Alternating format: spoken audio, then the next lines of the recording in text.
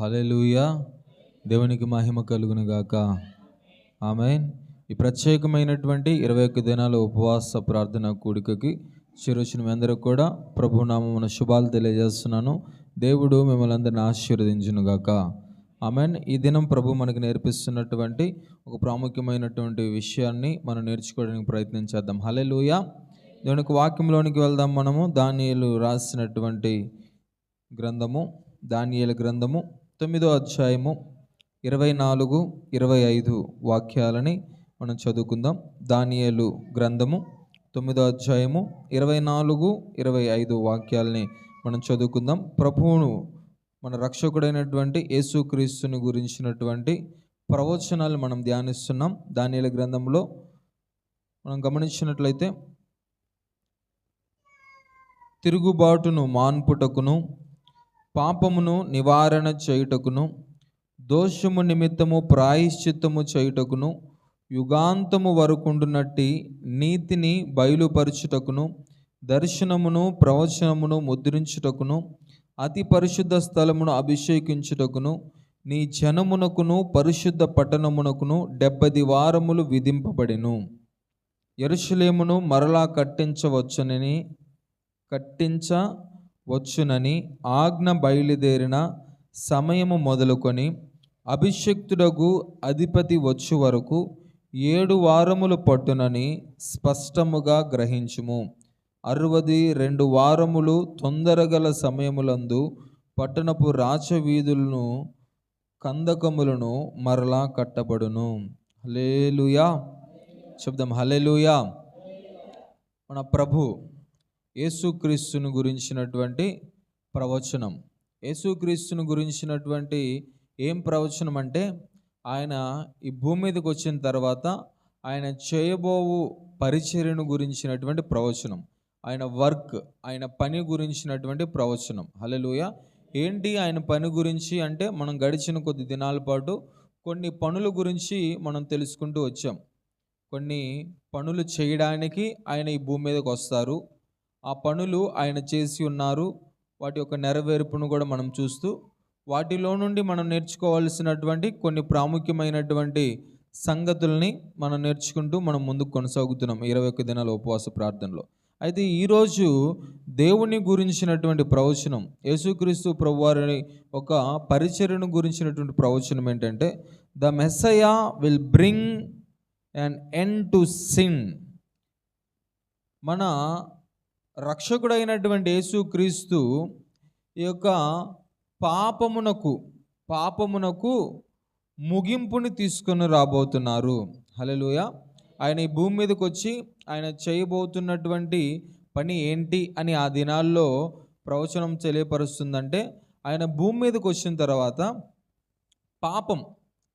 పాపానికి ఆయన ఏం తీసుకొని రాబోతున్నారు? ముగింపును తీసుకొని రాబోతున్నారు. ఎండ్. హల్లెలూయా. అంతవరకు దీని యొక్క విషయాన్ని, ఈ యొక్క సందర్భం యొక్క ముఖ్యత్వాన్ని కొంచెం మనం అర్థం చేసుకోవడానికి ప్రయత్నించేద్దాం. అంటే మరి అది వరకు పాపానికి ప్రాయశ్చిత్తం లేదా?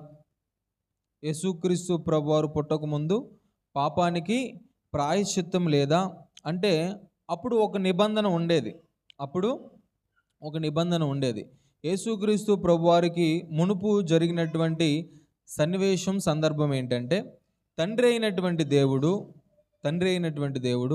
ఎవరైతే పాపము చేస్తారో, పాపము చేసినటువంటి ఆ వ్యక్తి దేనికి అర్హుడవుతాడంటే మరణానికి అర్హుడవుతాడు. పాపం చేసినటువంటి వ్యక్తి దేనికి అర్హుడవుతాడంటే మరణానికి అర్హుడవుతాడు. ఈ మరణము మనిషిని మృంగివేస్తుంది. దేని ద్వారా అంటే పాపము ద్వారా.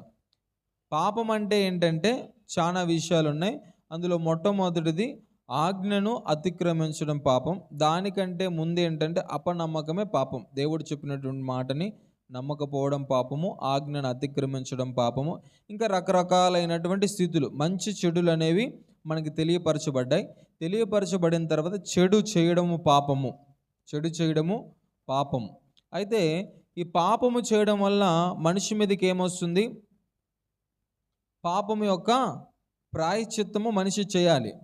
కాకపోతే అది వరకు ఉన్నటువంటి నిబంధన ఏంటంటే, మొట్టమొదట్లో తండ్రి అయినటువంటి దేవుడు ఏం చెప్పాడంటే, ఎవరైతే పాపం చేస్తారో, ముందు ఈ విషయాన్ని ఎవరికి చెప్పారు అంటే ఆదాముకు చెప్పారు. ఆదాముతో ఏం మాట్లాడుతున్నారు తండ్రి అయినటువంటి దేవుడు అంటే, నేను తినవద్దన్నటువంటి ఈ పండును తిన్న వెంటనే నువ్వు నిశ్చయముగా ఏం చేయబడతావు? చనిపోతావు. నేను చెప్పినటువంటి ఈ పండుని నువ్వు పొరపాటున తినేస్తే నువ్వు ఖచ్చితంగా ఏమవుతావు అంటే మరణానికి పాత్రుడు అయిపోతావు, నువ్వు మరణిస్తావు అనేసి. అంటే దాన్ని బట్టి మనం అక్కడ నుండి గ్రహించాల్సినటువంటి విషయం ఏంటంటే, దేవుడు ఏదైతే మనిషిని భూమి మీద చేయొద్దంటున్నాడో దాన్ని గనక ఒకవేళ మనిషి చేసేస్తే మనిషి ఏమైపోతాడు? మరణిస్తాడు. అయితే మనుషులు మరణించడం దేవుని యొక్క ఉద్దేశం కాదు. మనుషులు ఆయన్ని ప్రేమించడం ఉద్దేశం. మనుషులు ఆయనని ప్రేమించాలి. మనము ఇదివరకు కొన్ని సందర్భాల్లో విన్నాం, మనుషుల్ని దేవుడు ఎందుకు సృజించాడు? అసలు ఎందుకు మనుషుల్ని చేశాడు అంటే ఆయన ప్రేమించడానికి, ఆయన ప్రేమించబడడానికి. అర్థమైందా? దేవుడు మనిషిని ఎందుకు సృజించాడు? ఆయన ప్రేమించడానికి మనిషిని సృజించాడు. ఈ మనిషి చేత ప్రేమించబడడానికి మనిషిని సృజించాడు. హల్లెలూయా. కాకపోతే ఈయన ప్రేమిస్తున్నాడు, మనిషి ఆయనను ప్రేమించడం లేదు. ఆయనని ప్రేమించలేదు కాబట్టి ఆయనకి నచ్చనటువంటి పనులు చేస్తున్నారు, ఆయనకి ఇష్టం లేనటువంటి పనులు చేస్తున్నారు. ఒక వ్యక్తిని గనక సహజంగా మనం ఆలోచిస్తే, ఒక వ్యక్తిని మనం ప్రేమిస్తే ఆ వ్యక్తికి నచ్చినటువంటి పనులు మనం ఎక్కువగా చేయడానికి ప్రయత్నం చేస్తాం. ఒకవేళ మనకి నచ్చనటువంటి వ్యక్తి ఎవరైనా వచ్చారనుకోండి, ఆయనకి నచ్చనటువంటి పనులు మనం చేయడానికి ప్రయత్నం చేస్తాం. మనకి ఎవరి మీదైనా జనరల్గా కోపం వచ్చిందనుకోండి, కోపం వస్తే ఏం చేస్తాం? ఆయనకి ఏదైతే ఇష్టం ఉండదో, వాళ్ళకి ఏదైతే ఇష్టం ఉండదో అయ్యే చేయడానికి ట్రై చేస్తూ ఉంటాం. అది మనిషి యొక్క మెంటాలిటీ అలాగా వచ్చేసింది. అయితే ఇప్పుడు దేవుడు మనిషిని ప్రేమిస్తున్నాడు, మనిషికి అన్నిటిని ఇస్తున్నాడు. కాకపోతే మనిషి ఏం చేస్తున్నాడంటే దేవుణ్ణి ప్రేమించడం లేదు కాబట్టి దేవుడికి ఏదైతే ఇష్టం లేదో అదే ఎక్కువగా మనిషి చేస్తున్నాడు. దాని ద్వారా మనిషి ఏం పొందుకుంటున్నాడంటే భయంకరమైనటువంటి మరణాన్ని పొందుకుంటున్నాడు. ఈ భయంకరమైనటువంటి మరణానికి మనిషి దూరం అవ్వాలి అంటే పాపము చేయడం మానేయాలి. కాకపోతే మనిషి చేయడం లేదు ఆ పని. మరి పాపము చేసిన వెంటనే మనిషి చనిపోతాడు. అప్పుడు భూమి మీద మనుషులు ఎవరు కూడా మిగలరు. కాబట్టి తండ్రి అయినటువంటి దేవుడు ఏం చేస్తున్నారంటే ఒక నిబంధన, ఎవరైనా పాపం చేస్తే వాళ్ళు ఏం చేయాలి? రక్త ప్రోక్షణ చేయాలి. రక్త ప్రోక్షణ చేయాలి. పొరపాటున కోపం వచ్చి భర్త భార్యను కొట్టేశాడు అనుకోండి, భర్త ఇప్పుడు చేసింది ఏంటి? పాపము, భార్యను కొట్టడం. ఇప్పుడు భార్యను కొట్టినటువంటి భర్తకి శిక్ష పడాల్సిందా లేదా? పడాలి. శిక్ష ఏంటి మరి? మరణం. ఇప్పుడు కొట్టిన దానికి చచ్చిపోతే భూమి మీద మనుషులు అనేవాళ్ళు ఉంటారా? ఉండరు. కాబట్టి దేవుడు ఏం చేశాడు? రక్త ప్రోక్షణ చేయండి, నువ్వు చేసినటువంటి పాపానికి ప్రాయశ్చిత్తార్థముగా మీరు వెళ్ళి బలి అర్పించాలి. ఏం చేయాలి? బలి అర్పించాలి. యాజకుడు ఉంటాడు. తండ్రి అయినటువంటి దేవుడు ఒక నిబంధనని ఇచ్చాడు, షరతులను ఇచ్చాడు. వారు చేసినటువంటి పాప పరిమాణాన్ని బట్టి, వారికి రావాల్సినటువంటి శిక్షా విధిని బట్టి వారు చేయాల్సినటువంటి ప్రాయశ్చిత్తం ఉంటుంది. పావురాలో, గువ్వలో, కోళ్ళో, మేకలో, గొర్రెలో, పెయ్యలో, ఆవులో, ఎద్దులో, దూడలో, ఇలాగా వారి యొక్క పాప పరిమాణాన్ని బట్టి వాళ్ళు ఏం చేయాలి? ప్రాయశ్చిత్తం చేయాలి. అయితే ఈ ప్రాయశ్చిత్తము వారికి పూర్తి నివారణనిస్తుందా? పూర్తి ముగింపునిస్తుందా? అయితే పూర్తి ముగింపునివ్వట్లేదు. వారు చేసినటువంటి ఆ ప్రాయశ్చిత్తము ఏం చేస్తుందంటే వారి పాపాన్ని జస్ట్ కప్పుతుంది అంతే. వారి పాపాన్ని ఏం చేస్తుంది? జస్ట్ కప్పివేస్తుంది. కాకపోతే మరలా ఏమవుతుంది? ఆ పాపము చేసినటువంటి పాపాన్ని వీరు చేసినటువంటి ప్రాయశ్చిత్తం కప్పివేస్తుంది. కాకపోతే మరలా అది వారి మీదకి రాబోతుంది, అది వారికి తప్పకుండా జరుగుద్ది. అయితే దేవుడు ఏం చేశాడంటే యేసు ప్రభుని భూమి మీదకి చాలా రకాలైనటువంటి పనుల నిమిత్తం పంపించాడు. యేసు ప్రభువుని ఈ భూమి మీదకి చాలా రకాలైనటువంటి పనుల కొరకు తండ్రి అయినటువంటి దేవుడు పంపించాడు. వాటినే మనం ధ్యానిస్తున్నాం. యేసు ప్రభు యొక్క పుట్టుక గురించి మనం ధ్యానించాం. ఇప్పుడు యేసు ప్రభు యొక్క పరిచర్యను గురించి మనం ధ్యానిస్తున్నాం. ఏంటి ఆయన చేస్తున్నటువంటి పరిచర్య అంటే, ఇప్పుడు ఇది వరకు పాపానికి ముగింపు లేదు. పాపం యొక్క ప్రాయశ్చిత్తము ముగింపు అనేది రావట్లేదు. ఇప్పుడు యేసు ప్రభు వచ్చి ఏం చేస్తున్నారంటే, మనుషులందరూ చేసినటువంటి పాపాన్ని మనుషులందరి నుండి ఏం చేస్తున్నారు? సంపూర్ణంగా తొలగిస్తున్నారు. హల్లెలూయా. ఇంకా పాపం ఉంటుందా? ఉండదు. ఎందుకు? యేసు ప్రభు తీసేశాడు కాబట్టి. హల్లెలూయా. యేసు ప్రభు దానికి ఏం చేశారు? సంపూర్ణమైనటువంటి ముగింపుని ఇచ్చేశారు. ఇంకా కాసేపు ఉంటుంది, ఇంకో కొద్దిసేపు ఉంటుంది, ఇంకో కొంచెం ఉంటుంది అనడానికి అవకాశం లేదు. మొత్తం ముగించేశారు. పాపం అనేదే ఇంకా లేదు. పాపం అనేదే ఇంకా లేదు. పాపం అంతటినీ కూడా యేసు ప్రభు ఏం చేశారు? ముగించేశారు. మనం గమనించవచ్చు, యేసు ప్రభువుని ఆ రాత్రి పట్టుకుంటారు అన్నప్పుడు యేసు ప్రభు గెత్సమనే తోటలో వెళ్ళి ప్రార్థిస్తున్నారంట. ఆయన ప్రార్థిస్తున్నప్పుడు ఆయన చెమట బిందువులు రక్తపు బిందువుల వలె మారి పడుతున్నాయంట క్రింద.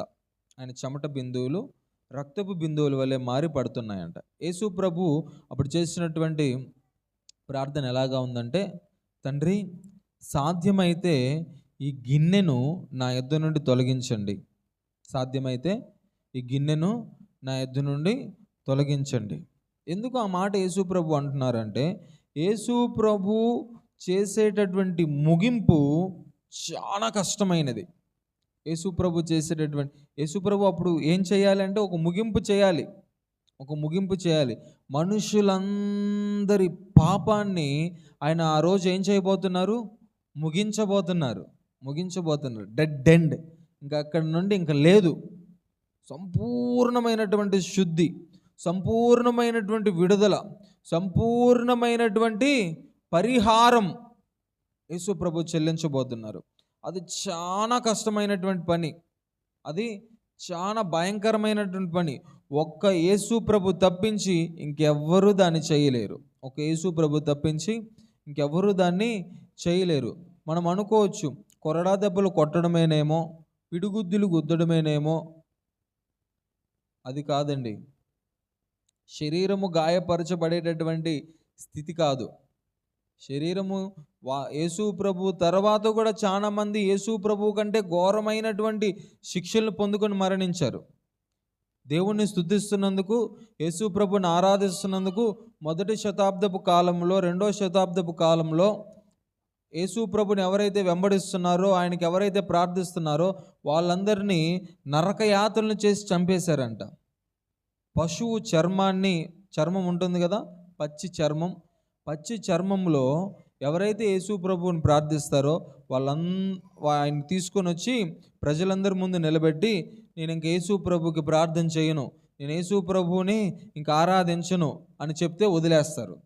ఒకవేళ లేదు, నేను చావనైనా చేస్తాను కానీ యేసు ప్రభువుని మాత్రము ఆరాధించడం మానను అన్నటువంటి వ్యక్తిని ఏం చేసేవాళ్ళంటే, చీల్చినటువంటి ఆ పశువు చర్మం లోపల వేసేసి కుట్టేసి ఎండలో పెట్టేవాళ్ళంట. ఎంత నరక యాతన! లోపల ఎలా ఉంటుంది? మొత్తం క్లోజ్ అయిపోద్ది. నీసు వాసన, పచ్చిదైతే నీసు వాసన, ఎండే కొద్దీ అది భయంకరమైనటువంటి ఒక రోత వాసన కదా. దాన్ని మనము పీల్చలేం. మన ఊపిరితిత్తులు, మన లంగ్స్ అన్నీ కూడా పాడైపోతాయి. అలాగ వాళ్ళు పాడైపోయేవాళ్ళు. అది మాత్రమేనా? పచ్చిగా ఉన్నటువంటి చర్మం ఎండకి ఎండిపోతూ ఉంటే ఏమైపోతుంది? దగ్గరికి లాక్కొచ్చేస్తూ ఉంటుంది. లోపల ఉన్నటువంటి మనిషిని సైతం ఏం చేస్తూ ఉంటాయి? మెల్ట్ చేసేస్తాయి. అటువంటి భయంకరమైనటువంటి శ్రమల పాలై మరణించినటువంటి వారు చాలామంది ఉన్నారు. కాకపోతే యేసు ప్రభువు పొందినటువంటి మరణము వాటన్నిటికీ అతీతమైనది. ఎందుకు అతీతమైనదంటే, ఆయన శరీరము గాయపరచడం కాదు, ఆయన రక్తము ఈ లోకంలో దారపోయడం వంటిది కాదు. దానికంటే అతీతం ఏంటంటే, మనుషులందరి యొక్క పాప భారాన్ని అది ఈ లోకంలో ఉండేటటువంటి మనుషులకు కనిపించదు ఆ భారము. కాకపోతే ఒక యేసు ప్రభుకు మాత్రమే కనిపిస్తుంది ఆ భారం. హల్లెలూయా. అంత భారాన్ని ఆయన మోసి, ఆయన భరించి, దానికి లెక్క ఒప్పజెప్పాడంట. దానికి ఏం చేశాడు? లెక్క ఒప్పజెప్పాడు. ఇదిగో పలానా ఈ వ్యక్తి ఉంది ప్రభువా, ఈ వ్యక్తి ఇన్ని గ్రాములు పాపం చేసింది, దానికి నేను ఎంత చెల్లిస్తున్నాను. పలానా ఆ వ్యక్తి ఉన్నాడు ప్రభువా, ఆయన ఇన్ని కేజీలు పాపం చేశాడు, నేను దానికి ఎంత పరిహారం చెల్లిస్తున్నాను అని ఈ భూమి మీద ఉన్నటువంటి మనుషులందరి యొక్క లెక్క ఒప్పజెప్పేశాడు ఆయన. నువ్వు ఇంతవరకు ఏమై ఉన్నావంటే ఒకరికి బాకీగా ఉన్నావు. ఒకరికి ఏమన్నావు? బాకీ ఉన్నావు. ఎవరికి బాకీ ఉన్నావు అంటే పాపానికి బాకీ ఉన్నావు. పాపము చేసి బాకీ అయిపోయావు. పాపము చేయడం వల్ల నువ్వు ఎవరి సంబంధిగా మార్చబడతావు అంటే అపవాది సంబంధిగా మార్చబడతావు. అపవాది యొక్క అనుచరుడుగా నువ్వు మారిపోవచ్చు పాపం చేయడం వల్ల. అపవాది యొక్క జనాంగంలో నువ్వు కలిసిపోవచ్చు పాపం చేయడం వల్ల. ఇప్పుడు యేసు ప్రభు నువ్వు అక్కడ చిక్కబడి ఉన్నావని చెప్పేసి ఆయన నీ కోసం వచ్చి ఆయన అమౌంట్ కట్టేసి నిన్ను విడిపించుకొని వెళ్ళాడు. హల్లెలూయా. ఆయన జస్ట్ వడ్డీ మాత్రమే కట్టలే, ఆయన కొంచెం కొంచెంగా ఇన్స్టాల్మెంట్లో కట్టలే.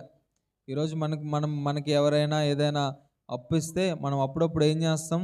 వడ్డీలు కడతాం, లేకపోతే ఇన్స్టాల్మెంట్లో కొంచెం కడతాం. అలాగా మేము కూడా చాలా కడుతున్నాం. హల్లెలూయా. చాలామంది అలా కడతా ఉంటారు. కానీ యేసు ప్రభు ఏం చేశారు? ఒకేసారి సింగిల్ పేమెంట్ చెక్ రాసి ఇచ్చేసాడు. హల్లెలూయా. ఇంకేమైనా మిగిలి ఉందా?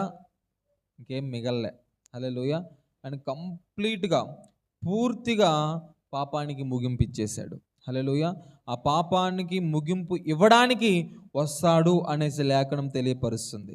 ఆయన గురించినటువంటి ప్రవచనం, దాని యొక్క నెరవేర్పు మనం చూసినట్లయితే గలతీలకు రాసినటువంటి పత్రిక 1వ అధ్యాయము 3 నుండి 5వ వాక్యాల్లో మనం గమనించవచ్చు.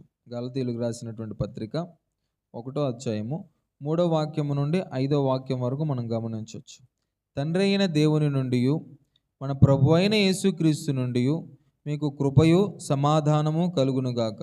మన తండ్రి అయిన దేవుని చిత్త ప్రకారము క్రీస్తు మనలను ప్రస్తుతపు దుష్టకాలముల నుండి విమోచింపవలనని మన పాపముల నిమిత్తము తన్ను తాను అప్పగించుకొనెను. దేవునికి యుగయుగములకు మహిమ కలుగునుగాక. ఆమేన్. ఇక్కడ ఏం చెప్తున్నారు పౌలు? మనము మన ప్రస్తుతపు దుష్టకాలములో నుండి విమోచింపవలనని మన పాపముల నిమిత్తము, దేని నిమిత్తం అంట? మన పాపముల నిమిత్తము తన్ను తాను ఏం చేసి ఉన్నాడంట? అప్పగించుకొని ఉన్నాడు. హల్లెలూయా. మనకి ముగింపు చెల్లించడానికి, మనకు అనగా మన పాపమునకు ఆయన ముగింపు చెల్లించడానికి ఏం చేశాడు? తనను తాను అప్పగించుకున్నాడు. హల్లెలూయా. ఆయన చేసినటువంటి కార్యము మనకేం కలిగించింది? మన జీవితంలో పాపం అనేది లేకుండా ఆయన చేయగలిగి ఉన్నాడు. హల్లెలూయా. పాపం అనేది లేకుండా ఆయన చేయగలిగి ఉన్నాడు. మనం గ్రహించాల్సినటువంటి ఒక గొప్ప ప్రాముఖ్యమైనటువంటి విషయం ఏంటంటే యేసు ప్రభు మన కోసము ఈ భూమి మీదకి వచ్చి మన పాపం అంతటికి ఆయన లెక్క ఒప్పజెప్పి ఉన్నాడు. మన పాపం అంతటికి ఆయన ఏం చేశాడు? లెక్క ఒప్పజెప్పి ఉన్నాడు. మనకి ఇప్పుడు మనిషికి ఒక చిన్న ఉదాహరణ నేను చెప్తాను చూడండి. ఇప్పుడు నేను ఒక వ్యక్తికి అప్పు ఉన్నాను అనుకోండి. 1,00,000 రూపాయలు నేను అప్పు ఉండి దాన్ని కట్టలేక నేను చాలా ఇబ్బంది పడుతున్నాను. దాన్ని తీర్చడానికి నా దగ్గర స్తోమత లేదు. నేను ఎంత ప్రయత్నం చేసినా కానీ నేను ఆ 1,00,000 రూపాయల యొక్క అప్పుని నేను కట్టలేను. అయితే ఒక వ్యక్తి ఏం చేశాడంటే నా యొక్క బాధ చూడలేక, నా పరిస్థితిని చూసి ఆయన వచ్చి నేను కట్టాల్సినటువంటి 1,00,000 రూపాయలు నాకు బదులుగా కట్టేసి నాకేం చేశాడంటే ఆ వ్యక్తి టార్చర్ నుండి నన్ను తప్పించి నాకు క్షేమాన్ని కలిగించాడు. అయితే కొద్ది రోజుల వరకు నేను బాగానే ఉన్నాను. కొద్ది రోజులు అయిపోయిన తర్వాత మళ్ళీ ఏం చేశానంటే మరలా వెళ్ళి అక్కడే అప్పు చేశా. ఏం చేశాను? మళ్ళీ అక్కడే అప్పు చేశాను, మళ్ళీ అప్పు చేస్తున్నాను, మళ్ళీ అప్పు చేస్తున్నాను. దేవుడు క్షమించి నేను కట్టాల్సినటువంటి దాన్ని ఆయన కట్టేస్తే మళ్ళీ నేనేం చేస్తున్నాను, మళ్ళీ తెచ్చుకుంటున్నాను. కట్టగలిగే స్తోమత ఉండేవాడు తెచ్చుకుంటే పర్వాలేదు, కట్టలేని వాడు తెచ్చుకుంటే. ఈరోజు మనం చేస్తున్నటువంటి పాపముల నుండి మనంతటా మనము విడుదల పొందుకోగలుగుతామండి? పొందుకోలేం. అది తెలుసు. కానీ మనిషి ఏం చేస్తాడు? తెలిసినప్పటికీ కూడా మరలా సాహసించి అదే చేస్తూ ఉంటాడు. హల్లెలూయా. ఈరోజు మనుషులమైనటువంటి మనము, మన యొక్క ప్రియుడు, మన యొక్క రక్షకుడైనటువంటి యేసు ప్రభు మన కొరకు వెల చెల్లించినటువంటి ఆ యొక్క స్థితిని మనం మర్చిపోయి, మనము విడుదల పొందుకోలేమని మనకి తెలిసినప్పటికీ కూడా మరలా వెళ్ళి మనం చిక్కుకుంటున్నాం. మరలా వెళ్ళి మనము ఏం చేస్తున్నాం? చిక్కుకుంటున్నాం. ఈరోజు దేవుడు మనల్ని అందరినీ తప్పిస్తున్నాడు, కాకపోతే మనమందరం మరలా వెళ్ళి చిక్కుకుపోతున్నాం. ఈరోజు చిక్కుకోకుండా ఉన్నటువంటి వాళ్ళు ఎవరైనా ఉన్నారా? మీ వ్యక్తిగతంగా మిమ్మల్ని మీరు పరీక్షించుకోవడానికి ప్రయత్నం చేయండి. మరలా నాలో పాపం లేదు, నేను పవిత్రంగా బ్రతుకుతున్నాను అనేసి ఎవరైనా చెప్పగలుగుతున్నారా? ఎవరు కూడా అంత ధైర్యంగా సాక్ష్యం ఇవ్వడానికి మనసు రావడం లేదు. కారణం ఏంటంటే మనిషి ఏదో ఒక విషయంలో మరలా తప్పిపోతున్నాడు. కాకపోతే దేవుడు మన యొక్క పాపములన్నిటి నుండి విడుదల చేయడానికి సంపూర్ణమైనటువంటి విడుదల ఆయన చేసేసాడు. కాకపోతే మనుషులమైనటువంటి మనము మరలా కొని తెచ్చుకుంటున్నాం. కాకపోతే దేవుడు మనకిచ్చినటువంటి అవకాశం ఏంటంటే, ఎవరైతే హృదయమందు విశ్వసించి నోటితో ఒప్పుకుంటారో, రోమీయులకు రాసినటువంటి పత్రిక 10వ అధ్యాయము 9-10 వాక్యంలో రాయబడినటువంటి మాటలను బట్టి, ఎవరైతే హృదయమందు విశ్వసించి నోటితో ఒప్పుకొని వారు చేయుచున్నటువంటి పాపాలని విడిచిపెట్టేస్తారో వారు ఏమవుతారు? రక్షింపబడతారు. ఈ అవకాశాన్ని దేవుడిచ్చాడు. కాకపోతే దీన్ని కూడా మనుషులు ఏం చేస్తున్నారు? దీన్ని కూడా మిస్యూజ్ చేసుకుంటున్నారు. దీన్ని కూడా తప్పుదారి పట్టిస్తున్నారు. దీన్ని కూడా తప్పు త్రోవలోనికి తీసుకొని వెళ్ళిపోతున్నారు. ఊరిక చేస్తూ ఉంటే ఊరిక క్షమిస్తానే ఉంటాడా దేవుడు? ఈరోజు చిన్న తప్పు చేశాను, సాయంత్రం ప్రార్థన చేసుకున్నాను, ప్రభువా నన్ను క్షమించు, ఓకే క్షమిస్తాడు. ఒక వారం తర్వాత మరలా తప్పు చేశాను, మరలా ప్రభువా నన్ను క్షమించు, సరే క్షమిస్తాడు. ఇంకా ఎంతకాలం? ఒకరోజు క్షమాపణ పొందుకోకముందే నీ జీవితం ముగించబడితే, క్షమాపణ నువ్వు పొందుకోకుండానే ప్రభువు నిన్ను క్షమించక మునుపే నీ జీవితం ముగించబడితే, నీ జీవితం యొక్క ఆ యొక్క ప్రయాణము ఎటువైపు ఉంటుంది? అర్థం చేసుకోవడానికి మనం ప్రయత్నం చేద్దాం. ఈరోజు అర్థం కావడం లేదు మనుషులకి. చివరిలో క్షమిస్తాడులే దేవుడు అనుకుంటున్నారేమో. దేవుడు క్షమించే దేవుడే. ఆయన చాలా ప్రేమిస్తాడండి. ఆయన చాలా ప్రేమిస్తాడు. ఒక తల్లి అయినా కానీ తన బిడ్డను అలాగా ప్రేమించలేదేమో. ఇప్పుడు చూడండి, ఒక కుమారుడు బాగా చిరాకు చేస్తూ ఉంటే ఒకసారి చేస్తే ముద్దు, 2-3 సార్లు చేస్తే కొంచెం ముద్దు మురిపం తగ్గుద్ది. పదే చేస్తే చిరాకు కదా, చిరాకు వచ్చి ఏం చేస్తాం? శిక్షించడానికి ప్రయత్నం చేస్తామని చేస్తున్నాం. దేవుడు మనల్ని శిక్షిస్తున్నాడా? మరి మనం ఎన్నిసార్లు ఆయనకి చిరాకు తెప్పిస్తున్నాము కదా? మన ప్రవర్తన ద్వారా, మన మాటల ద్వారా, మన ఆలోచనల ద్వారా, మన ఉద్దేశాల ద్వారా, మన యొక్క నడవడిక ద్వారా, మన చూపు ద్వారా మనం చాలాసార్లు ఆయనకు చిరాకు తెప్పిస్తున్నాం. కాకపోతే వాటన్నిటిని ఆయన పట్టించుకోవడం లేదు, వాటన్నిటిని ఆయన లక్ష్య పెట్టడం లేదు. ఎందుకంటే మనల్ని బాగా ప్రేమిస్తున్నాడు కాబట్టి, మనల్ని బాగా ప్రేమించినటువంటి దేవుడు కాబట్టి మన పాపాలకి శాశ్వతమైనటువంటి ముగింపునిచ్చేశాడు ఆయన. కాకపోతే మరలా మనం ఏం చేస్తున్నామంటే దాని యొక్క విలువను గుర్తించకుండా మరలా తప్పిపోతున్నాం. అయినప్పటికీ మరలా మనకు ఒక అవకాశాన్ని ఇస్తున్నాడు. ఎవరైతే హృదయమందు విశ్వసించి నోటితో ఒప్పుకోగలుగుతారో మరలా వారికి రక్షించబడేటటువంటి అవకాశం ఉంటుంది. కాకపోతే మనుషులు దాన్ని కూడా తప్పైనటువంటి దారిలోనికే తీసుకుని వెళ్ళిపోతున్నారు. తప్పైనటువంటి దారిలో నువ్వు ఉండి నీ జీవితం యొక్క ముగింపు తర్వాత నువ్వు నిత్యత్వంలోనికి, నిత్యమైనటువంటి ప్రభు సన్నిధిలోనికి నువ్వు వెళ్ళాలి అంటే నువ్వు ఎప్పటికీ వెళ్ళలేవు. హల్లెలూయా.